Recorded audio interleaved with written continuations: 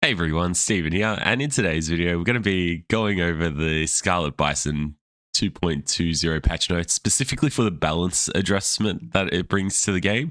I'll be covering the DLC, the Endure and Defy content that's come out in future Strat Chat videos, where I'll go into detail with some strategies that I use with the new battle groups. But I am really positive about this patch. I've already played a handful of games. I've gone through the patch notes. And yeah, it feels really good. I'm going to go through the patch notes in a bit more detail now with you all, just to give you all a sense of how I interpret patch notes and how I kind of navigate them based on the things that are either buffed or nerfed, or maybe the things that offer up a change in the possibility of gameplay, whether it's through new mechanics and alike. So yeah, we'll start going through it. So the new battle groups, Last Stand for Wehrmacht, Polish Cavalry. I'm so excited about these two. They look so much fun on paper. And I've already had some good games with both of these. I'm still yet to test Kriegsmarine and the US ones in super detail, but I'm very keen to jump into those. And I will be uploading some narrated gameplays with them. But they are good additions to the battle group roster. Very creative. New maps, always a great positive. Quality of life improvements too. So here is where we'll mainly start. So the core gameplay mechanics, with vehicle loading being more responsive now, it's going to enable the use of tank riding to better effect and making use of half tracks like the 250 half track from DAC especially, but also the US assault half track to be used with a bit more streamlined focus on the micro. You don't have to be waiting and you can just jump straight in and out. So it's going to make for some time efficient tank riding and vehicle loading, which is great. This is interesting, the reinforcement garrisons. So they can stay inside of a garrison reinforcement point and reinforce. I think that's a good addition, as well as the constructed garrisons no longer killing the occupants. You can basically stay in the building and push it to the absolute limit before you have to back out. I think that's a really, really good plus. And yeah, the improvements to pathing are going to have their place in those big light vehicle engagements. It's no longer, I think this is the key word, there's no longer going to be traffic jams. For the general multiplayer balance changes, the battle group call-in units, especially the infantry, the 0 CP call-in units have been affected. You have to wait 25 seconds from the initial cooldown before they can be deployed. So this doesn't really have any major impacts for the US or the British roster. It's mainly to address the coastal reserves coming out onto the map and locking down an area relatively quickly. And also the bursters. That's going to be the units that are most hindered by this, but you can see Fortune Pioneers and Heavy Machine Gun Paradrops are unchanged. And I think the standardization with the battle group vehicle call-in cooldown times being standardized to 120 seconds is a good change. Just helps you keep a easier mental load of when those units can be called in, whether you're versing them or using them yourself. The changes to the heavy tanks, I think, are welcomed. This is a bit of a different style to how it's been done in the previous CoH1 and CoH2 games, where you'd have to build the tech structure before you can get out these key heavy generalist tanks. But now, if you build the final tier structure with the Tank Depot, Panzer Company, and so on, it reduces the cost of those generalist heavy tanks by 30%, which is significant. But they also have received a price increase. They get a discount of 20%. But when you build the tech structure, but all of those vehicles, if you called them in by their base cost, they've been increased by 30% in manpower, and their fuel has been increased by 70 fuel.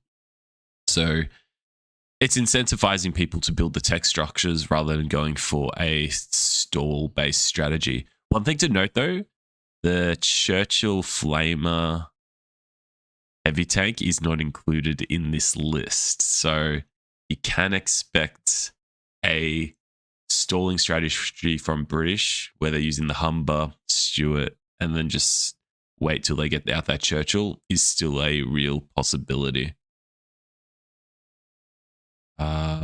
What else have we got? Yeah, standardizations, that's always a good thing. Medium tanks are going to have a bit more potency from their veterancy, which I think is fine. We are seeing in the previous couple of patches, medium tanks falling off the radar a bit in comparison to going for those generalist heavy tanks and light vehicles base plays. Typically, the player that goes for these generalist mediums gets punished by teching, and the window of opportunity for them was too short. So having them have a bit more impact from their veterancy, I think is a really good positive. So we'll see, I think, a fair few more strategies centered around Panzer IVs, Shermans, and the Panzer III, especially the Panzer III. I think that's going to be in a much better place now. Crew shocks, I think this is a good change.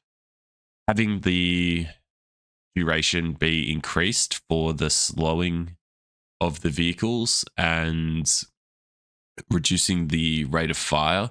This is going to mitigate any swarm-based light vehicle strategies where someone's just flooding in with heaps of Stuarts or Shaffies, Verbelvins and alike, and that's going to mitigate that from occurring by really acting as a deterrent in the circumstance where a player does have snares available on their units. So this is something that has to be respected more, which is a good thing to have in the game. Punishing players for overcommitting, I think, is a good maneuver, whilst still allowing those light vehicles to have that ability to swarm in as well. It's not going to completely eliminate it. It just makes it more punishing, which I'm all for. Having a bit of an increase of time to kill has been a bit frustrating with some of the gameplay in CoH3 at some points in the game's life cycle, and I feel this is one of those that is going to make it more punishing. I think it's a good change. This is the most skeptical change I honestly have in the patch. Increasing the size of anti-tank gun crews from 4 to 5 is going to make them partially harder to bleed their manpower. I understand that their crew health has been reduced, as well as they no longer provide cover, but it's a judge of probability. If they're being held at max range, the probability of the damage being distributed to all models is much higher. In circumstances, though, where the crew is being pushed by infantry at mid to short range, especially with this crew health being reduced and the guns no longer providing cover, I think it's going to allow flanks on these units to be a lot more damaging to anti-tank guns from an infantry flank. So that's a good thing to have. But yeah, the increase in crew size, I feel will be okay with how they've balanced it. The things that are really sticking out in my mind as the sore points, it's for the allied anti-tank guns. For US, where you have access to Infantry Support Center, I can get the survival training, which increases the model HP by 10 on each of them. So they get increased health from that. They get increased durability from veterancy. Another factor to consider with the anti-tank guns from US as well is the heavy weapons. When you go for heavy weapons battle group, the weapons team left-hand side option, and get the bolstered team's weapons, which will give +1 to any squad members. So that applies to heavy machine guns and anti-tank guns. It's going to bring the anti-tank gun crews up to 6-man.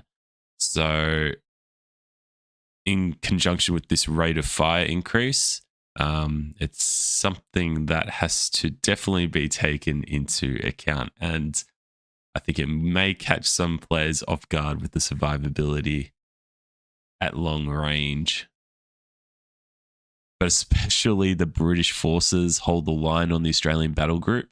Popping that ability in conjunction with the healing that it provides and the damage reduction that it provides is going to make British anti-tank guns with Australian battle group extremely difficult to take out, especially when they get support weapon training. So I think that's a bit of a potential opportunity for a strategy to really develop from that, or a point of frustration maybe for some players, but time will tell. We'll test it out.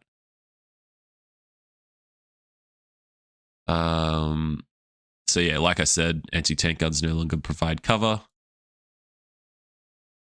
Observation points on manpower points at strategic to provide additional manpower. I'm actually for that. That sounds like a good idea.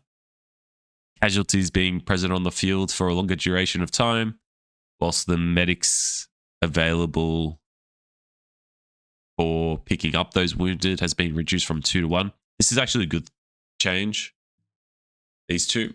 I feel the amount of time or the uncertainty of how much manpower is being generated and how much of a disadvantage that you may be at because you don't have a faction that has the ability to pick up wounded is going to be somewhat reduced, which I think is a good thing.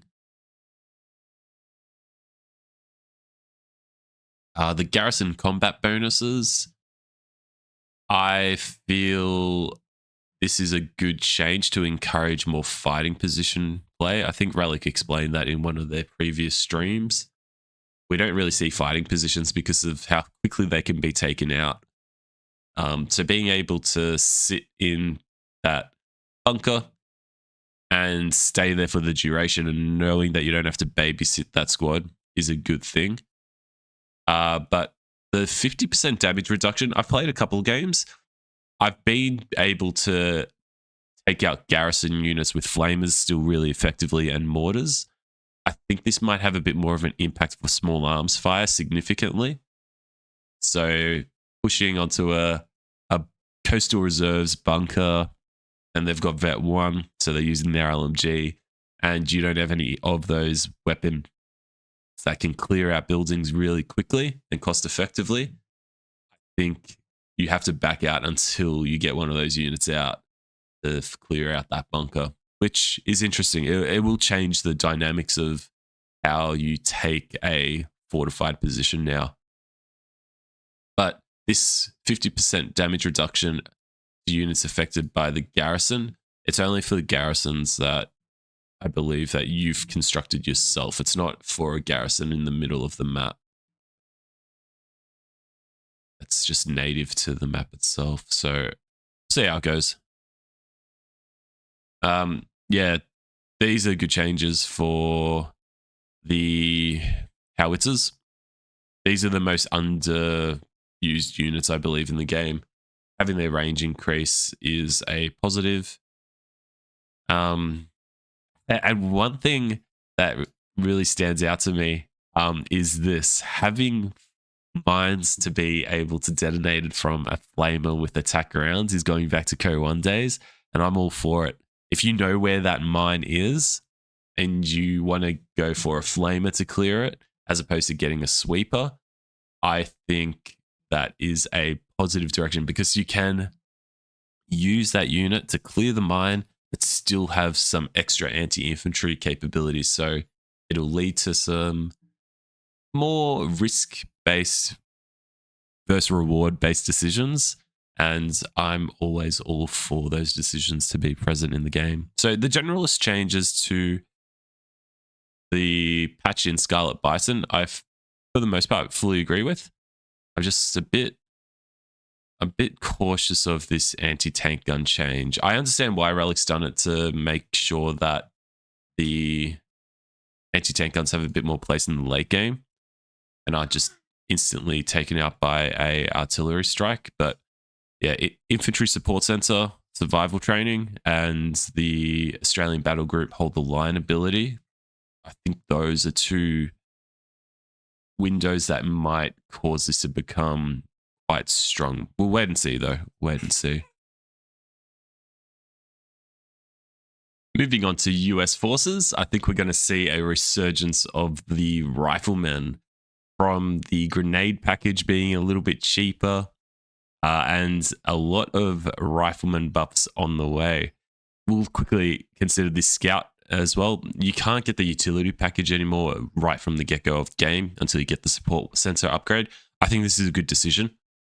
Relic's justification is sound. Your scouts should be seeing the heavy machine guns from range, and to be able to just outright mitigate the MG in the early game with the smoke is pretty easy to do. And also, you can decisively win an early game rifleman engagement with a scout and a rifleman up against the pioneer and a grenadier.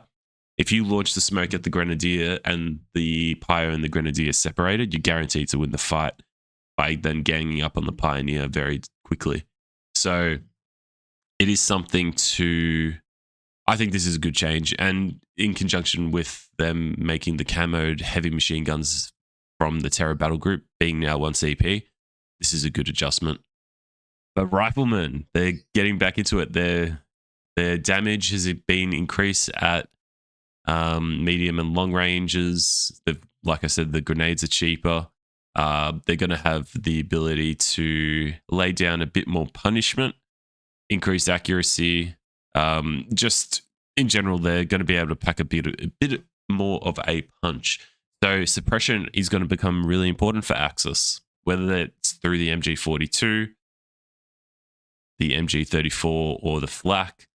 I really will enjoy this patch, I believe, because rifleman flanking against heavy machine gun teams is the pillar of company of heroes for me. If you get this right, this game has so much replayability. I never get sick of riflemen trying to flank MG42s, whether I'm the attacker or the defender. It's just such a beautiful part of the game. So hopefully we're going to see this now become more present, and I'm all for it. The Browning machine guns have been buffed, which is great. This was a necessary nerf to the captain. The captain's marked vehicle no longer provides an increase in damage. This is fair. The ability to pop that basically at every vehicle engagement, because it had such a short cooldown once the captain gets to Vet 3, and it just... when you combine that with some anti-tank gunfire and you use armor piercing, it is a dead tank. So this is a fair adjustment, I believe. It's still a good ability. It's just taking away that damage. We're going to see the Jeep get a bit more power. So there are changes to the armored battle group. We'll go through those a little bit later down the list. But the Jeep has been buffed and been made less gimmicky. So it's got a bit more health penetration, so it can do a bit more chase down damage to a 250 half track, for example, in the early game. But this gimmick of using the self-repair during combat is no longer permissible, which is good. I felt that was a position that led to uncertainty. There was so many players also that was confused with the Vet 1 ability that allowed you to do that. This just makes things more consistent, and it means that you can't just dive your Jeep in, heal, reverse very quickly, get fully repaired, and then jump back into the fight. You can't do that any longer. So I think that gimmicky kind of playstyle is removed. I'm someone that's pretty much against any form of in-combat healing and repairing. I feel it leads to a lot of confusion, and it's hard to judge engagements. So having that being addressed, I think, is a good thing. Yeah, that's a fine conversion change time. We'll see the M8 Greyhounds do a bit more damage with its increased area of effect with its main gun. I think I've always thought the armored car Greyhounds has been fine from my perspective. It does require you to always position it so that you're getting them out of the Axis units out of cover to do maximum damage. But now it's really dependent on the 50 cal upgrade in the previous couple of patches. But now you can do a bit more damage with the main gun, which is fine. I'll be curious to see how they perform when you mass these with Armor Battle Group. And Armor Battle Group is the major change point, I feel, for US. The Shafi getting this recon ability sounds good to me. I am happy with this. It's going to give a bit of a T-70 feel to the Shafi, being able to spot and act as a pseudo Jeep for some players as well, or reduce the need to get multiple scouts if you want to have good visibility across the whole front line. So quite often when I'm playing a game where I know I want to constantly keep check of where my opponent's MG42s are and their pack line, I have to get 1 or 2 scouts minimum on the field. But now I can get 1 scout and supplement with a Shafi. So I kind of like that. It gives you a bit of flexibility, and it's blocked behind a cost and a skill toggle. So that sounds good to me.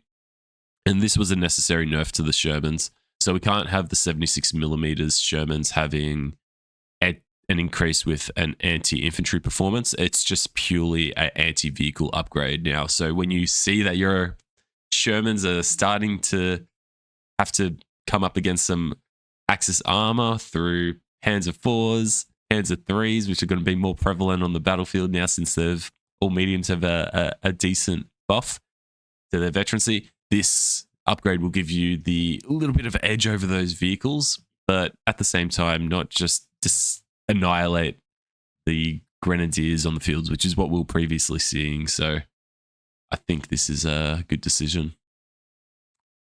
I'm for the battle group changes with the US, the infantry assault ability, that's the NPC ability that advanced infantry has. That's more expensive now.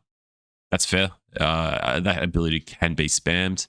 So now it means that it costs a bit more and you can't follow up with the cost of a mine, basically, because that NPC call-in gets you a lot of map control. Now you can't, you can, yeah, it's the price of a mine being increased, which is something I'd always do. I'd call in that ability, then place mines in the rear of it. So when the opponent came for the counter attack, they'd just hit those mines, and then I'd send in another wave again. But the most happy nerf that I'm seeing US is receiving is the perishing is now slower. This is something that I'm very happy about, because previously the perishing was just too fast. It was able to outmaneuver every single medium tank, and the only way you could ever kill a perishing is if the US player made a massive blunder. Basically, they hit a mine, they ran into a snare, or they just lost focus and put their tank into a spot where it gets annihilated by AT. But now that get out of jail free card with its speed is reduced. So I'm really happy about this. I was not a fan of the perishing in its previous state. These assault operations with the Spec Ops battle group. This is a fair adjustment so that the ability that increases the capping time, but also provides a received accuracy reduction, is now changed for damage reduction. I guess they've done that because the tanks in the late game can still easily chip away at any riflemen or commandos, so they've gone for a flat damage reduction instead. If it's a timed ability, so be it. And the Whizbangs received a bit of a nerf, because I know this has been causing a lot of issues in team games. So now you have to properly position it in a position where it's not going to be behind a building. I saw a game on stream where this was consistently happening, because some players weren't aware of this change, and now you have to put your Whizbang in a more risky spot. You can't just play safe with it. So I think this is a good change, as well as the cooldown affecting the regular barrage. But yeah, Armor Battle Group is the significant change here. We've got the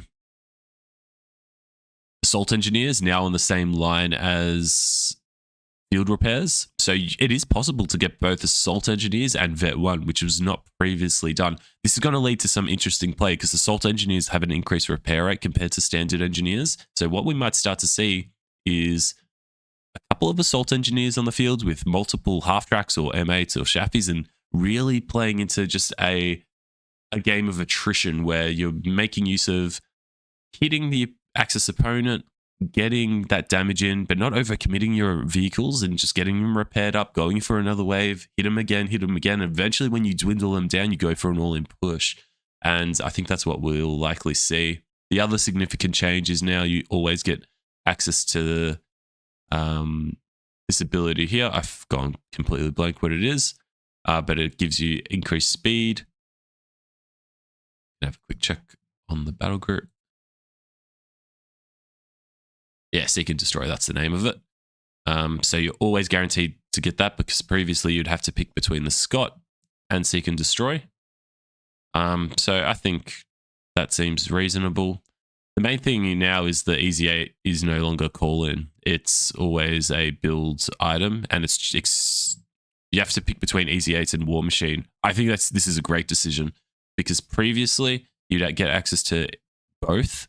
And War Machine, I feel, is incredibly, incredibly good.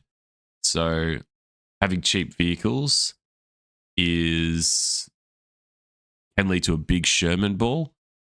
So having the player having to pick between these two, I'm all for it. I'm really happy with the changes to this battle group now. It also means you can't just rush the Vet 1 Jeep and get that little procum. That's part of the reason why the Jeep has received buffs, because now you can't just Vet 1 it out of the gates. Field repairs being changed to a single unit ability as opposed to a whole army healing ability is a good thing. Gives you that bit more selectivity and focus with it. I think there's been quite a number of changes in this patch that have gone down this route, making it an ability cheaper and being able to use it more frequently is going to see it be able to use more, because previously this was only used after a massive all-in push, and I feel this is the better way to approach it now. But yeah, Scott's getting a bit of a barrage recharge time reduction sphere, and the Easy 8 is going to see its no longer being a call-in, which I don't think many people were doing that in the first place. It is receiving now that it is just a buildable unit. It's a bit cheaper, and I think we'll still see plenty of Easy 8s. I'm not concerned in that regard. I think we'll definitely still see them. For Wehrmacht, the list of changes are a little bit shorter, but I think they are really well decided. Transfer orders is something that's finally being addressed. I think this is something that hasn't really been utilized for most of the game. The only two scenarios I'd ever use transfer orders in the previous patches was either I had a really hurt Grenadier that I wanted to get healed, so I'd transform it into a Jaeger or a Panzer Grenadier because I couldn't afford healing. Or alternatively, if I recognized my opponent was going for a lot of Stuarts or Shaffies and I really needed to turn a Grenadier into a Jaeger to get an additional Shrek to protect the flanks of my Panzer IVs, that would be the only two scenarios I'd ever pick transfer orders, because losing veterancy is such a big deal. Veterancy is so important, but now it is no longer the case. You get to keep veterancy when you do the Grenadier transformation, and the recharge time has also been increased so that you don't see someone quickly swap out a whole army. So I think these are good changes. I'm not actually a fan of this change though, having the commands option just above on the left-hand side near the mini-map always there. I think it takes up screen space for something that you might only use once or twice a game. at max, maybe even 0 for the majority of games. So that I'm not a big fan of, but otherwise, yeah, great change to transfer orders. I think we're going to see it be used a little bit more. The Kettenkrad's got a good change as well. You don't have to go into the build menu to build a mine. It's already going to be present. So any quality of life changes, I am all for. Grenadiers are getting a long range damage buff so that they can contest the Axis, the allied infantry better. And it allows them to cover the MG42 from maximum range, especially as units are closing in on the MG42. So I think this is a good change, and I really like that they can now have access to the grenade at the start of the game. So if someone does try to push onto the flank as well of an MG42, you've got that short range pushback device as well, or to flush a unit out of cover so that the MG42 can then suppress them. You're exchanging munitions for a map control position, which is to have it earlier in the game, I think will lead to some interesting strategies because people will make that conscious decision to trade a grenade instead of a potential mine so that they can flush a rifleman out of a key green cover zone. I really like that change. MG42's build time's a bit quicker and white phosphorus is significantly longer now, 30 seconds. Actually, that's really interesting. I have no idea how that will play out. I only have to just wait and test. The Jaegers are getting a bit of a health increase, so they're going to have a little bit more durability since they're in the previous patch their camouflage was removed. I think this seems fair. I haven't really seen too many Jaeger users since we have moved to the new patch. People are mainly using Grenadiers, Coastals, and Stoßtruppen in the previous patch, so this might encourage the use of Jaegers a little bit more. Just wait and see what happens. But their battle group changes. Luftwaffe Relay is making it become a bit cheaper. I've never seen anyone use this in 1v1. Yeah, I'm curious to see if that's enough incentive. Probably not. I think this might need a slight rework, this building. I just barely see it. But Terror Battle Group receiving a nerf to the camo machine guns. This is a good decision. Getting cloaked MG42s at 0 CPs early on is something I believe that was confusing a lot of new players. And even experienced players, having it so that in the early game, you've got no idea where your opponent's units are. It's a bit of a dice roll where they're going to be and where you're going to be. And to have in games settled because your first scout walked into a cloaked MG42 position is a bit frustrating. And likewise, if the Wehrmacht player didn't get that little burst, then the game they'd be in trouble because they'd be sitting there waiting, and they'd get stuck. And it led to my ability to analyze games, even at a high level. I'd watch the replay and think, I couldn't have done anything different here. I just picked to go left instead of right. And yeah, it was a bit frustrating. This is a good change. I'm happy for this change. And no quarters getting a bit of a range increase, which is great. So you're going to be able to get the procs from that at a better, more consistent manner. So that's beneficial. Jericho trumpets are going to be more usable now. I've never had anyone use Jericho trumpets against me. I've used it many times. I think it is a really useful ability. The ability to slow down your opponent's units and get into a position where you can really prevent them from flanking your support weapons or get them to stay in an engagement longer than they'd wish to.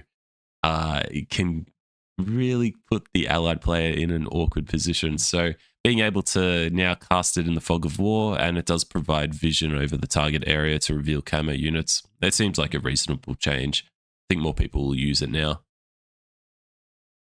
The 2.5 utility truck No population, no upkeep. That's necessary. We'll see it be used a little bit more now. I'd like to see the same actually be applied to the DAC,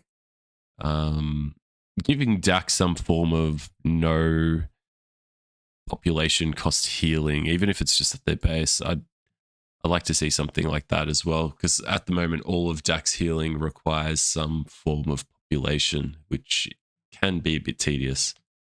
But we're on Wehrmacht at the moment, so I should focus on Wehrmacht.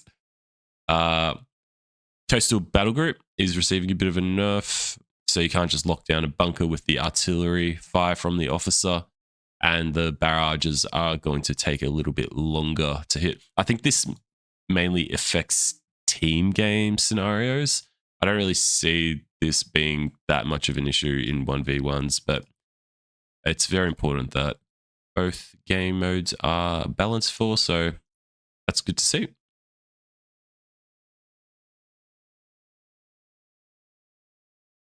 All right, so with British forces, they're receiving some really just a few changes to their core army when it comes to balance. The infantry sections, their AT boys upgrade is getting a bit of a buff to be able to take on some infantry as well. I never really had a problem with this squad. It fulfilled its role of just shutting down flanks from vehicles, hitting any anti-tank guns or the sides of my own vehicles. So I don't want to see a return to the dark days where people just make AT boys package infantry sections and push infantry, support weapons, and vehicles alike. I don't think it will get to that point, though. It seems pretty subtle. We'll wait and see. The Stuart light tanks, though, this is a good necessary change. They're cheaper to unlock the tech, but the unit itself costs more. So the first Stuart is unchanged in terms of its fuel cost and timing, but the following Stuarts after that are going to be more expensive.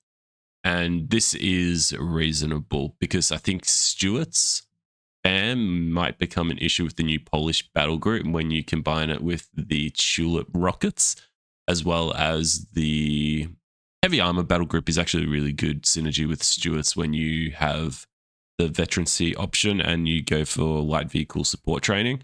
You can mess up a lot of Stuarts, get them to veterancy 3, and then they can one-on-one some medium tanks as well from their vet 3 extra damage per shell buff. So I think this is a good change for the Stuarts. It doesn't really change. It just means you can't spam Stuarts as much. I think that's fine.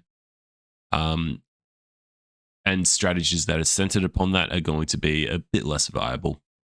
The Churchill heavy tanks and Matildas are going to bleed less veterancy to opponents because they act as just a massive damage sponge. So that's going to be interesting to see how that goes.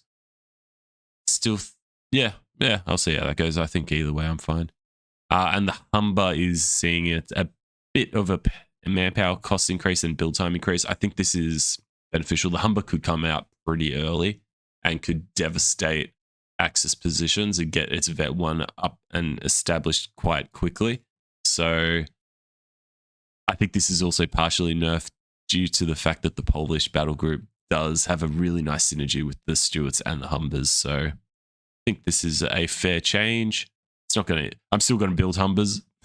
It's not going to persuade me not to, because Humbers are one of the best units. If you micro it well, you will always get a good return from it. And when things start to become dangerous, where there's a lot of AT guns on the field, a lot of tanks, then you can just refund it in your tank depot structure and supplement it for a Crusader, Matilda, or Grant. So I think, yeah, I'm still going to be building Humbers for sure. But most of the battle group changes for British comes from the changes to battle groups. The commando support sections are going to be a bit cheaper, and the strafing run's going to come in much faster. That seems fair to me. Naval blockade is going to be revamped to allow the player to temporarily lock enemies out of a single territory point, allowing more time to stall out and capture and bringing reinforcements to intercept. So that's going to be a good alternative way to use that. I'm curious to see how that plays out. I'll definitely be testing that in some future videos. The AA Crusader, maybe Relic saw me how I clocked up so many wins with this unit because of the rapid fire ability. It's now been reduced from 75% down to 33.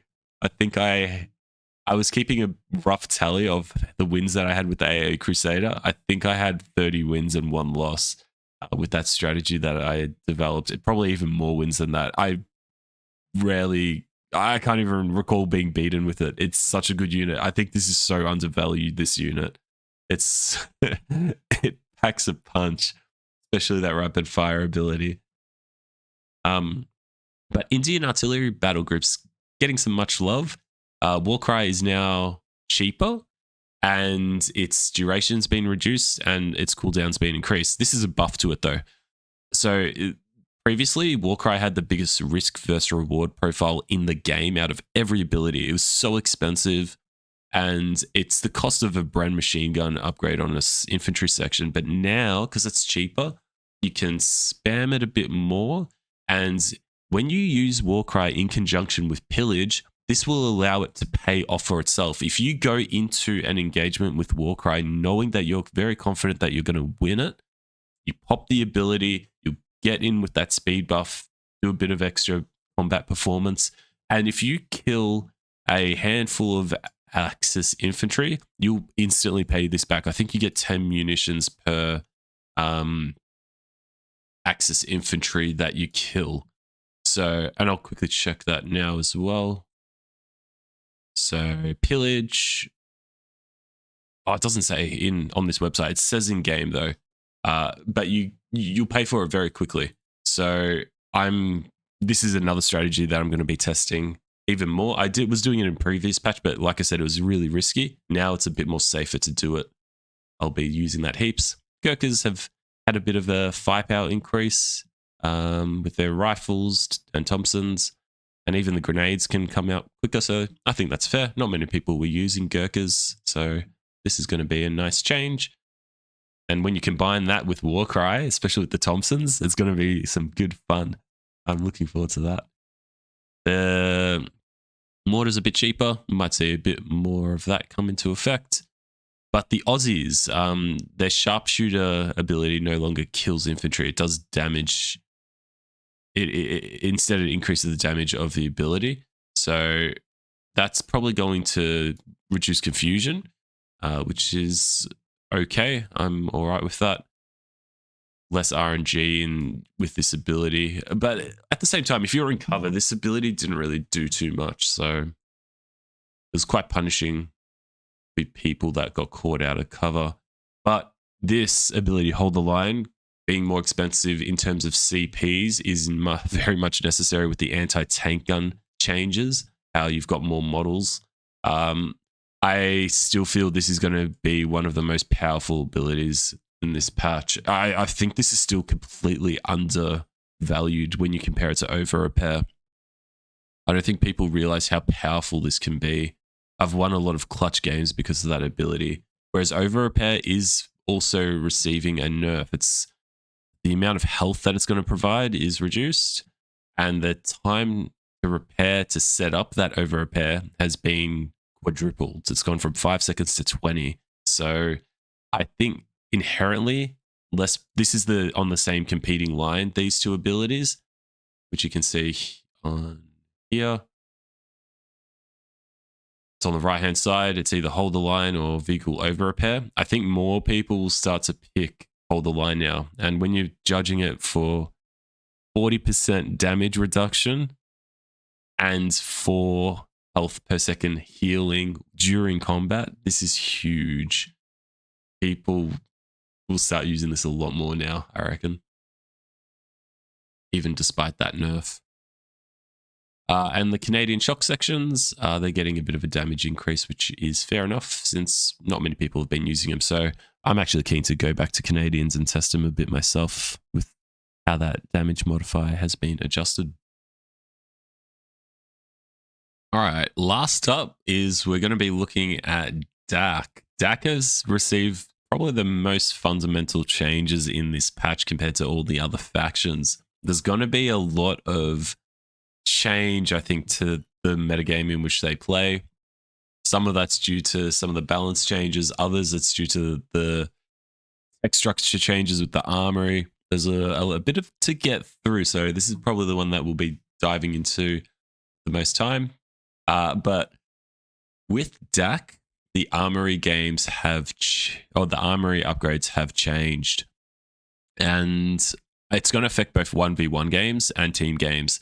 Now, in 1v1 games, it was quite normal to probably get a handful of the upgrades. You couldn't get them all, but in team games, due to the slower nature of team games, where you've got more space, the maps are narrower as well, so you can get away with fighting with fewer units and not sacrifice map control. So it was quite common in the late stages of team games to get heaps of the vehicle upgrades via the armory, and then get a death blob moving around with Panzer 3s or Stugs, whatever vehicles, usually the Panzer 3, whether the vehicle of choice. But now you can't do that. You're restricted just to 3 armory upgrades per game. And they're put into these tiers where the armory upgrade is going to have a fixed level cost with increasing at each stage, and you have to pick between one of 3 options at each level. Now, I might also pull up the graphic. Okay, so I've just jumped in game so we can also see the symbolisms. So from the armory building, which is next to the headquarters, we've got 3 options, 1 in each row. First row is advanced field repairs, so it increases the repair rate.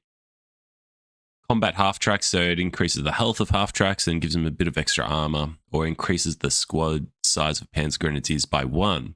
So already from the get-go of the game, you kind of need to make the choice. Do you want to play for more repair-based builds? And this is going to be really good for the new battle group, where you're using the Kriegsmarines, you're building along the front line, you're not going to be getting Panzer Grenadiers. So advanced field repairs, I think, is going to be used more in that scenario.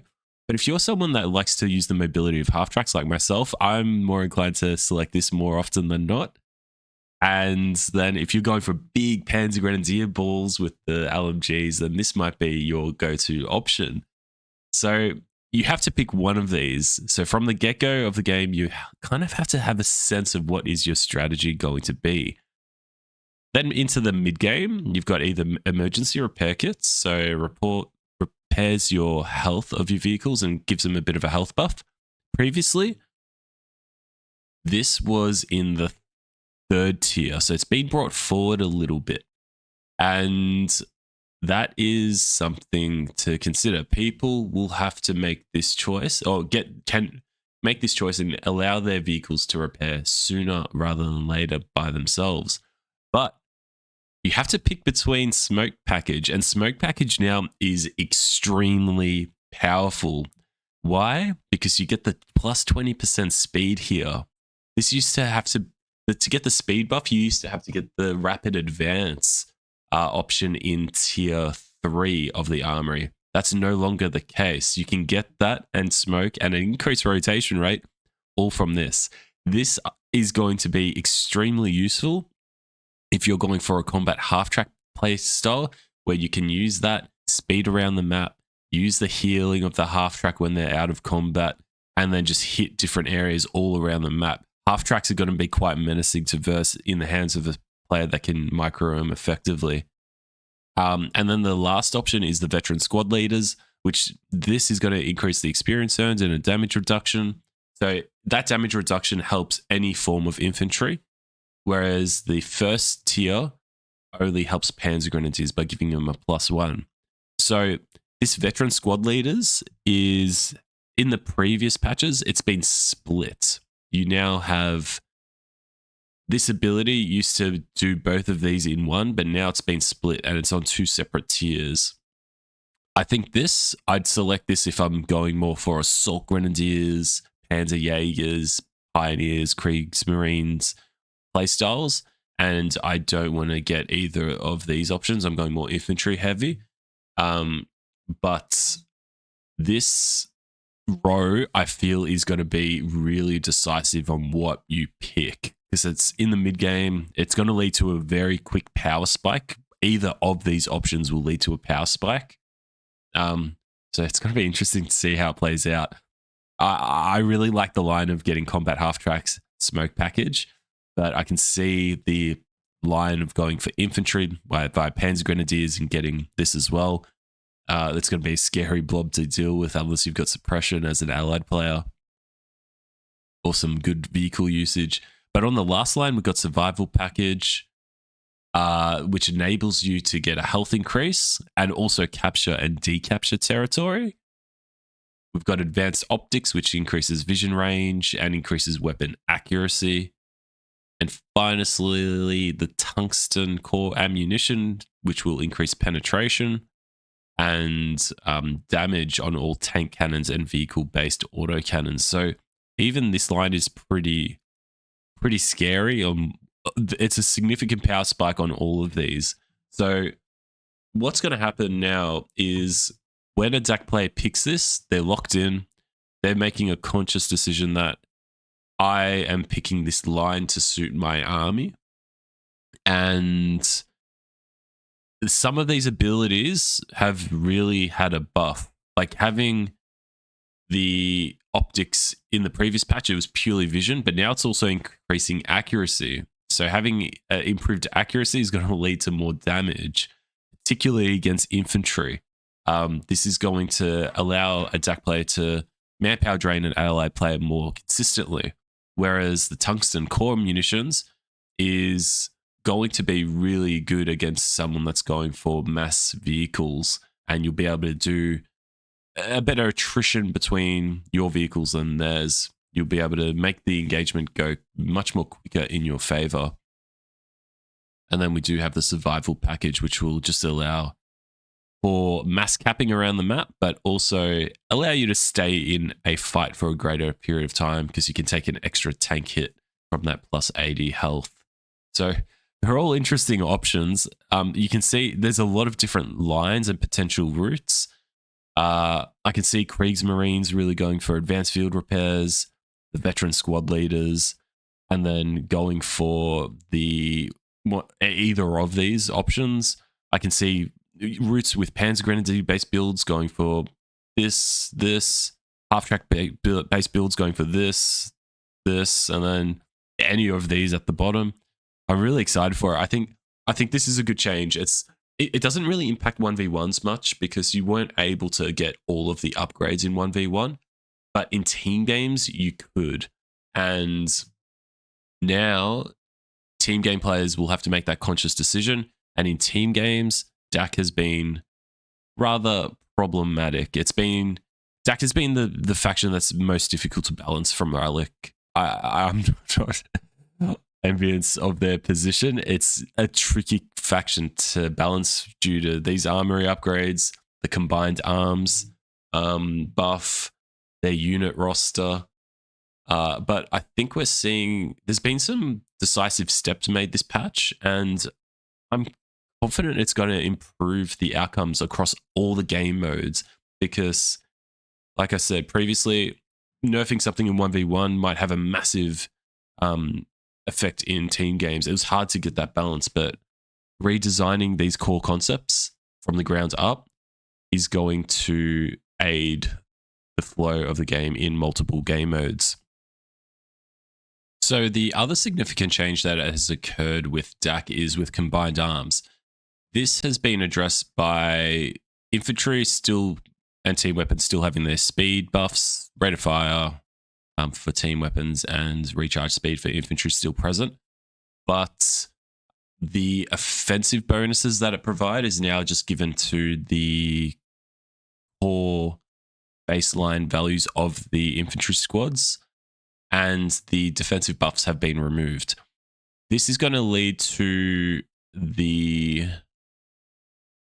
DAC player less inclined to blob their units together to constantly make use of those combat bonuses, since it's now attributed to the core unit itself. This is going to lead to some more tasteful gameplay. So in team games where the maps were more narrow, you'd see those blobs just moving from left to right, which was a bit frustrating for some allied players. And even it would happen in 1v1.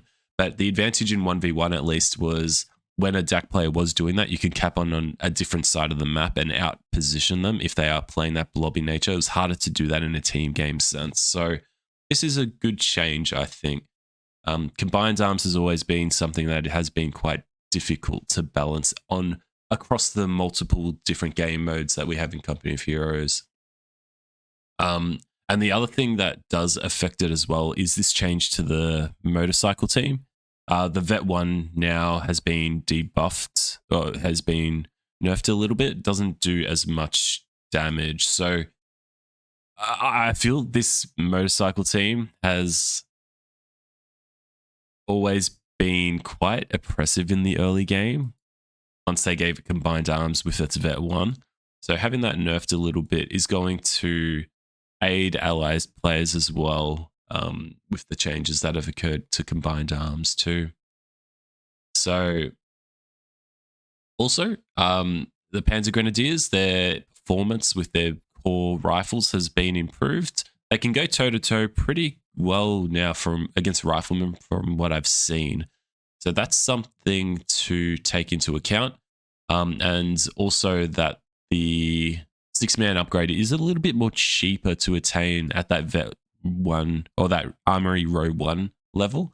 So yeah, you're going to see a bit more Panzer Grenadier base play, which is nice. Panzer Grenadiers, I've always been quite fond of them. I always use them with my 250 half tracks, and I honestly think we'll keep on going through the patch notes, but I think if you, a DAC player, get good at microing Panzer Grenadiers with 250 half tracks, it's going to be quite a strong way to play in this patch. But yeah, I'm pretty excited to continue my playstyle from the previous patch. I think I've honestly got my micro already established. I just have to make some adjustments from how I've already been playing. You can check out a lot of my narrated DAC gameplays videos on my channel from how I already play with them. It's just going to be a bit easier with the changes to the armory upgrades. But Panzer Pioneers, their accuracy is a bit stronger, but their capture rate has been decreased. The reason for this has been we've been seeing a lot of build orders that are revolving around getting 2 or 3 Panzer Pioneers. They're going straight for the Assault Grenadiers and using their disembark ability to really bully allied players around the map. So now if you're going to go for that Panzer Pioneer start, you're going to have a reduced capture territory on the map. So your map control is going to be reduced. So it's encouraging people to build Panzer Grenadiers, which have received respectable buffs. The 250 light carrier half track is a bit cheaper. Its armor's been reduced. And major thing here is the on-board medics don't provide healing during combat. So this has been the only unit that has been able to heal in combat. So it's just brought things in line. This is a bit of a nerf. You could do... I've won a lot of games through this, being able to heal on the field. But now you have to treat the 250 half track as a bit of a taxi unit between points to get that healing in, which is still good. I've been using it in that way to pick up units from my base, drive them back to the front line. They'll already be healed. You disembark them and get that Panzer Grenadier buff or the Assault Grenadier buff. So this is still a very good unit despite this nerf. You can still make it work really effectively. And you've still got that aura timed healing ability as well. The Panzerjägers, they're going to be nerfed a little bit. So camouflage needs Vet 1. That's going to impact some ambushes that occur for the first M8 or Stuart, or even some of the Jeeps and Dingo base plays. But you can still keep track and count your opponent's squads. I feel that if you are counting your opponent's units, you should have a sense of what they've got on the map. and you can determine if they have something camouflaged. Now, though, that decision-making process is not required because they're not going to cloak until they get Vet 1. So you're not in for any surprises. The only surprise will be a 250 half-track with a Garrison Panzerjäger squad chasing you down. So we might also see a resurgence of the Panzerjäger garrisons in a 250 half-track and using the grenade launcher ability in the inside of it as well. But the tear gas is more usable now. It's it shoots faster and its debuff duration is longer. So that's a bit of a nerf, but also a bit of a buff. And you can also use it without veterancy anymore. But the Assault Grenadiers, this is a significant nerf, but almost I'd say it's necessary. It prevents that really bullying nature in the early game. Because what it forced allied players to do, when you knew your opponent was going for Panzer Pioneers and transitioning from Assault into Assault Grenadiers and using the 250 half-track disembark ability, what you would have to do is spread out your units, cap around the map as best you can, and outposition the Pioneers. But the moment you recognize that the Assault Grenadier was going to come out onto the field, you had to bring all of your units together to combat that single squad. If the DAC player used the divide and conquer based approach on you, you'd have to be forced off the whole map piece by piece because of how you could use this disembark ability so consistently and bully an allied player off the map if they went rifleman or infantry sections. However, now you need to have Vet 1 to have that disembark ability. But the core unit itself, it's getting an accuracy increase, so it's going to fight better. Its veterancy is going to be changed to allow for some better late game competition against other infantry squads. And the assault disembark is going to be less tedious use. You can use it whether it's in combat or not. So these changes, I feel, are all really good to the early infantry DAC playstyles. And you'll be able to get strengths from these, but there are more weaknesses identified as well. So it creates the opportunity for exploit, but also for counterplay too. And the Panzer 3 is getting a bit of love, getting a bit of a health increase. So I think we'll see a bit more Panzer 3 based plays coming into the game as well. And lastly, the battle group changes for DAC, where armored support's getting a bit of a nerf. The Flame Panzer costs a bit more. That's good. There's a lot of players that don't tech beyond tier 1 or tier. Yeah, sometimes you can do a tier 1 and tier 2.